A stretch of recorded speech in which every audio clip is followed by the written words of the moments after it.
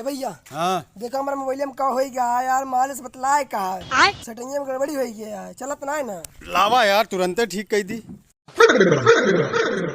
सारे flight mode पे लगाया है तो सेटिंग में तो गड़बड़ी रहबे करी। फ्लाई मोड में लगा दे रहे ने, बुला ही करा हो बे। ले ठीक हो गया, जा आराम से बतिया। अरे छोटुआ ता हिया केस बाबू ये यार मोबाइल बनवावे था सुन नहीं के इथा लफंगा आदमी है कर थारे लफुआ में हरबे गए कर दुकानी पे मोबाइल बनवावे इथा ओकर नंबर ले ली, सिम ले ली, चिप ले ली और ओकर बाद ओकर नहरे माग लगा दी। ओकर में हर मनन झगड़ा हो गया और जो छुट्टी छूटा हो गया सारा रात भैया बतलात है।